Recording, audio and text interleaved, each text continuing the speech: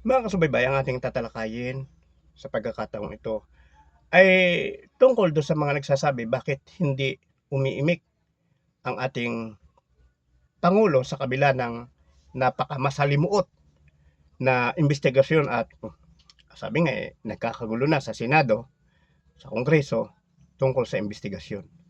Samantalang sabi nila dapat umiimik na at nasabi din ng inyong kasubaybay noon na dapat umiimik na ang ating pangulo dahil sa kaguluhan. Pero habang lumalakad ang panahon, mga kasubaybay, naintindihan ng inyong kasubaybay na kung bakit ang ating Pangulo sa kasalukuyan, eh, hindi kumikibo, hindi nagsasalita tungkol sa pag-iimbestiga. Dahil alam natin, mga kasubaybay, sa aking sariling pananaw, bakit ka nga naman magsasalita? Una, may tamang ahensya na dapat mag-imbestiga. May tamang ahensya na dapat ay humahawak sa mga kaguluhan na yan. Sabi nga ay ang Senado ang siyang may karapatan palitawin kung sino ang may kasalanan, imbestigahan at parusahan kung sino nagkasala. Senado. Kasubaybay, bakit nga hindi umiimik si Pangulong Bongbong Marcos samantalang dawit ang kanyang dating speaker na si Romualdez? Sa paningin at unawa ng inyong kasubaybay, tama lang para sa inyong kasubaybay na huwag magsasalita ang ating Pangulo. Hindi sa sentido na ipinagtatanggol ng ating Pangulo ang kanyang pinsan na si Romualdez. Dahil ito lang sentido komon Bakit? Una, tulad ng sinabi ng inyong kasubaybay, may tamang ahensya na nag-iimbestiga. Pangalawa, alam naman natin na pinsang buo ng Pangulo si Romualdez na siyang tinutumbok ng investigasyon. Hindi na kailangan magsalita ang ating Pangulo. Dapat ang Senado ang gumagawa talaga ng paraan para mapatunayan, matumbok kung sino ang may tunay na sala, kung sino ang tunay na magnanakaw sa bayan. Ipinauubaya ng ating Pangulo sa ahensya ng ating gobyerno na tumbukin. Bahala sila. Dahil ang ating Pangulo, alam naman natin, busy sa iba't ibang trabaho na inaasahan sa kanya ng taong bayan. Yun lang yun napakalinaw Kaya nga sabi hanggang ngayon hindi lang naman Pilipinas ang nagsasabi at nagbabalita na sa kabila ng mga kaguluhan, mga digmaan sa iba't ibang panig ng ating mundo, nananatili na ang ekonomiya ng ating bansa stable. Hindi bumabagsak. Hindi ba? Bakit? Dahil sa pagtatrabaho ng ating Pangulo. Wala siyang pakialam. Sige, kayo ang magtrabaho dahil sa inyo yan. Ay, kumbaga sa kayo ang in charge dyan. Ako, gagawin ko ang para sa kabuuan ng ating bayan.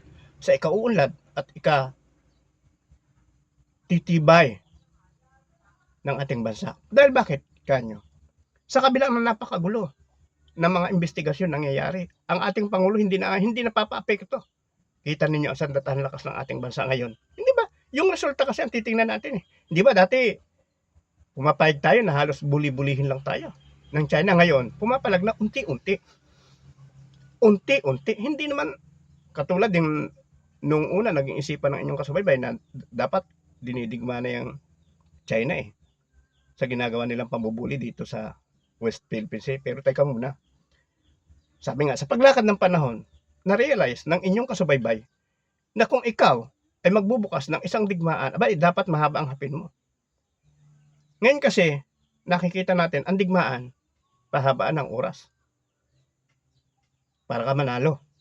Wala kang gamit, wala kang sandata, wala kulang ka sa sundalo. Ang babanggain mo wala pa sa 10% ang lakas natin, babangga ka, teka muna, parang may sablay. Pero nakikita natin ano ang ginagawa ng ating Pangulo. Hindi ba? Pinatatatag niya ang relasyon natin sa iba't ibang bansa, sa mga kaalyado natin, para palakasin ang ating bansa. Para kung dumating man ang panahon na ginugusto at napapanahon na kailangang pumalag na ang ating bansa, naka-ready tayo. At ngayon nga, nakikita natin ang China medyo, sabi nga, nagpapakita man sila ng angas, pero alam natin na medyo kabado na sila. Dahil unti-unti nang nakahanda ang ating bansa, ang bansang Pilipinas laban sa China. Sabi nga sa dami ng mga sandatang dumadating sa atin galing US at galing sa iba't ibang mga bansa at mga kaalyado natin, magdadalawang isip ng China ngayon.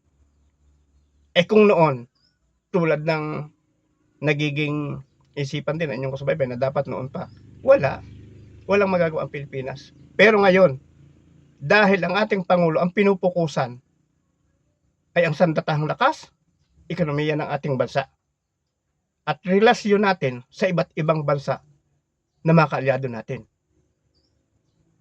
Kung tungkol dyan sa investigasyon sa Senado, pinaubaya na ng dating Pangulo.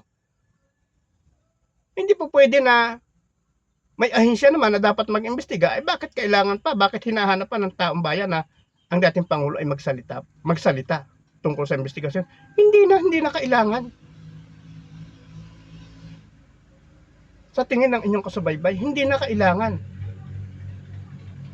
Pero tingnan ninyo, sa totoo lang, palibasa ang ating Pangulo ang nagsabi na imbestigahan ang korupsyon dito sa ating bansa. Anong sabi pa nga niya Mahiya-hiya naman kayo. Siya yung nag-utos Ibig sabihin, ang ating dating Pangulo hindi na kailangang magsalita pa tungkol sa kung sino ang salarin, kung hindi ipinaubaya na ng ating Pangulo. Iniutos na niya sa Senado. Imbestigahan ninyo. Ba't makikialam pa siya? Ba't hahanapin pa natin na siya ay magsalita? Nag-utos na siya. Kalinaw-linaw Imbestigahan ninyo. Kitang-kita naman natin nung sabihin niya yon. O anong dahilan? Hinahanap pa natin na magsalita ang dating Pangulo. Marami nang nagsasalita. Napakarami ng mga testigo na lumalabas. Hahanapin pa natin ang Pangulo. Kung laging ganyan ang isipan mo, iisa lang ang layunin mo, pansarili mo pa rin. Dahil napakalinaw kung naiintindihan natin at saka yung mga anti-Marcos, anti-government, bakit mo hahanapin na ang Pangulo pa ang magsalita? Tama na.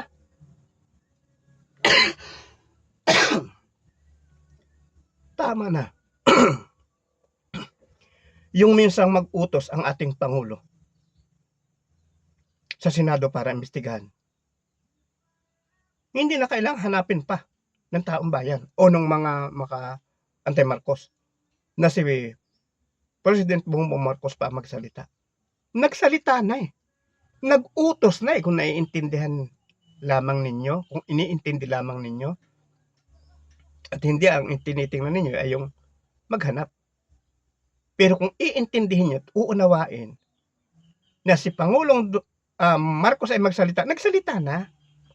Nagsalita yun buhat nung iutos niya o ipag-utos niya na imbestigahan ninyo ang nakawan.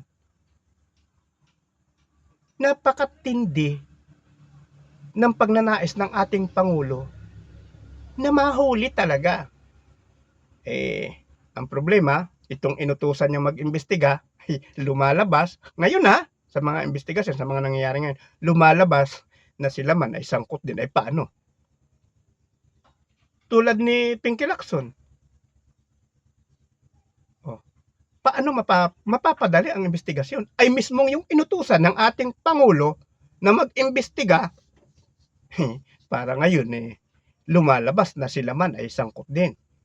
Buti na lang may isang senador na tumitindig sa panig ng katotohanan, katuwiran, at tumitindig para sa kapakanan ng taong bayan. Yun ang kaisa-isa at nag-iisa na Senador Rodante Marcoleta. Kaya suportahan natin si Senador Rodante Marcoleta, lalo pa siguro sa darating na 2028 election, kung ano man ang takbo niya. Pero senador, awan ko senador o vice or ano ang tatakbuhin niya sa susunod na halalan. Suportahan natin at ang kanyang mga ginagawa sa Senado, sapagkat si Senador Rodante Marcoleta lamang ang pag-asa ng taong bayan para mapalitaw ang tunay na mga magnanakaw at ang dapat managot sa napakalaking nakawan. Sabi nga ng Senador Rodante Marcoleta, tumagilid ang ating bayan. Tumagilid ang kaban ng bayan dahil sa napakalaking nakawan. Hindi ba? Kung maalala niyo mga kasubaybay yung sinasabi ko sa inyo noon tungkol sa huli kay Saldico, sa bagay may iba tayong topic dyan.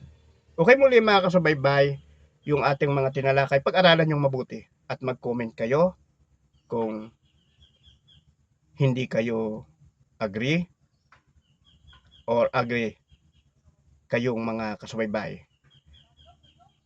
Like and comment. Sabi nga ay tulong na ninyo yan para sa inyong kasubaybay. Bye-bye.